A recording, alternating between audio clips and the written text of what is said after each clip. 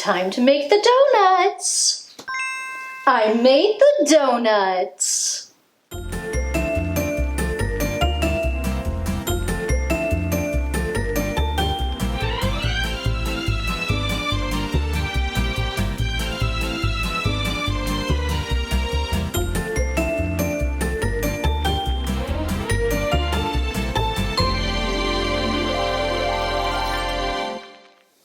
Hello dears, Buttercup here, ready to bring you another delightful recipe.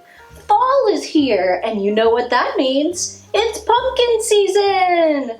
And gosh, do I have the perfect treat to celebrate. But first, a little backstory. One of my very favorite cities to visit is Seattle. And in Seattle resides my absolute favorite donut shop ever, Top Pot Doughnuts. They have some of the best donuts in my humble opinion, so when they came out with a cookbook several years back, I knew I had to have it. So today, we will be making a recipe from that very cookbook for pumpkin spice, old-fashioned donuts. Good golly, there's no time to waste. It's time to make the donuts. Let's begin by combining the dry ingredients. In a medium bowl, sift together 3 cups of cake flour,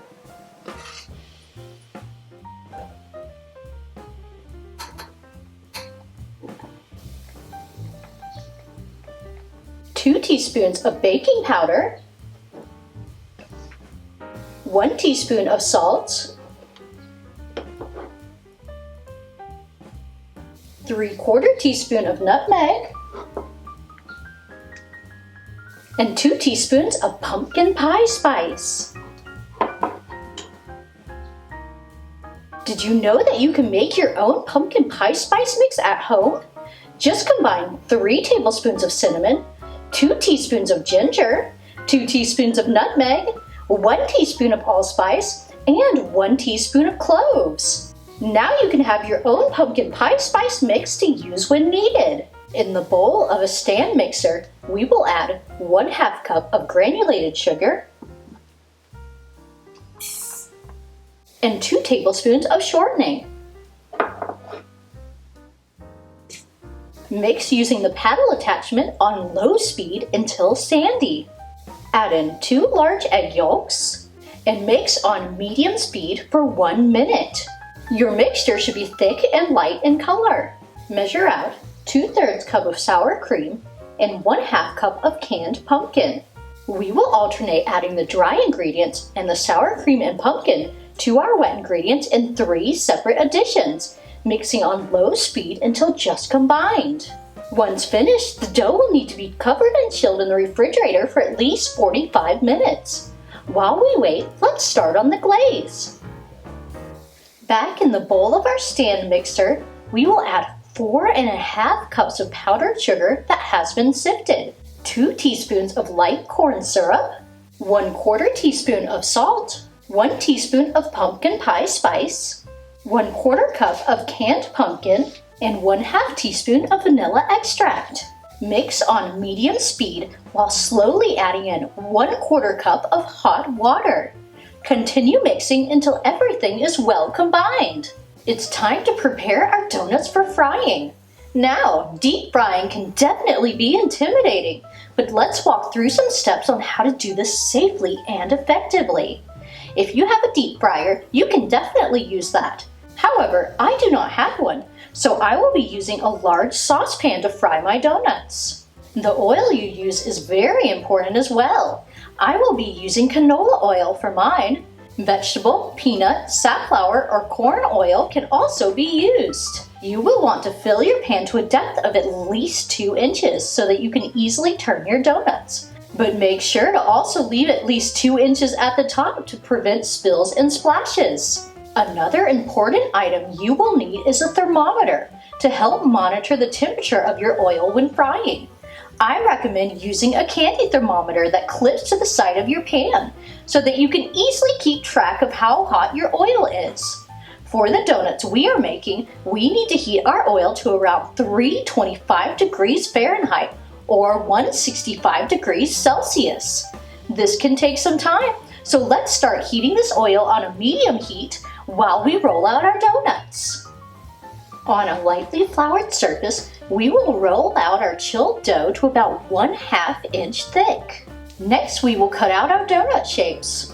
I will be trying out this donut cutter I recently ordered, but you can use any round cutters or even jars you have. The recipe book recommends that the outer cutter be about 2 3/4 inches in diameter, and the smaller cutter 1 1/4 inches in diameter. Let's give this a try.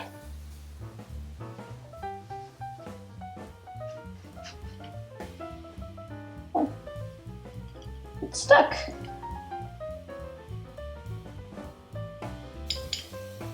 Oh my.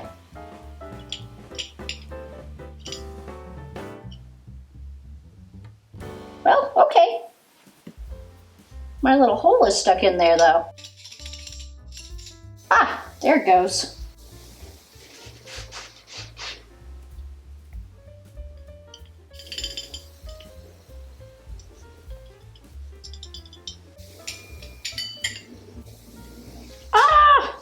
Not sure how I feel about this donut cutter. Alright, our donuts are cut out and our oil is heated, so it's time to fry. We will carefully lower the donuts one at a time into the hot oil using a mesh strainer or a slotted spoon. Never drop the dough into the oil or you risk splashing hot oil out.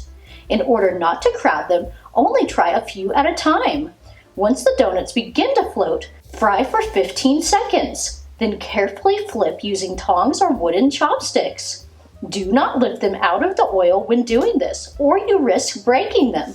Fry for 75 to 90 seconds, then flip one more time and fry for an additional 60 to 75 seconds until a beautiful golden color. This method of flipping twice, combined with frying at a slightly lower temperature than what is normal for donuts, is what gives the old-fashioned donuts their signature cracks and ridges. Once finished, carefully remove the donuts using the strainer or slotted spoon and transfer to a wire rack set over paper towels to absorb the excess oil. After they have cooled just slightly but are still warm, dip each donut into the glaze and allow to dry glaze side up on the wire rack.